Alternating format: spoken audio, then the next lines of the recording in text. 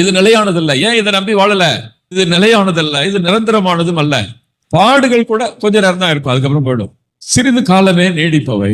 ஆனா நித்திய நித்தியமா இருக்கக்கூடிய அந்த விண்ணக வாழ்வு, நிலை வாழ்வு, பரலோக வாழ்வு, அதுதான் நிரந்தரமானது. அதனால அதை நம்பியே நாங்கள் அதையே நோக்கிட்டு இருக்கிறோம், அதையே நம்பி வாழ்கிறோம். அதை நோக்கியே வாழ்ற வாழ்க்கை, அதை நம்பியே வாழ்ற வாழ்க்கை தான் நிலை வாழ்வு.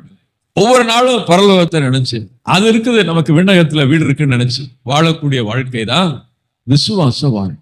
உலகத்துல என்ன பண்ணுது இந்த உலகம் எல்லாம் நம்ம பார்க்கும்போது, கேட்கும் போது, அனுபவிக்கும் போது, இது நம்ம அங்கிருந்து இங்க எழுத்து போட்டுருது கீழே. அதை நம்பி இருக்கிறவங்களுக்கு அது ஆவிக்குரிய வாழ்க்கை. அப்படி இருக்கிறவங்களை இங்க பார்த்து இழுத்து உன்னை பூமிக்குரியவனா மாத்திச்சுன்னா அதுதான் ஊனியல்பு சார்ந்த வாழ்வு. நிறைய பேர் ஜெபிக்கிறது கூட பூமிக்குரிய காரியங்களுக்காகவே ஜெபிக்கிறான், பூமிக்குரிய காரியங்களையே நினைச்சிட்டு இருக்கிறான். அதெல்லாம் பைபிள் இட்ஸ் நாட் என்கரேஜ்.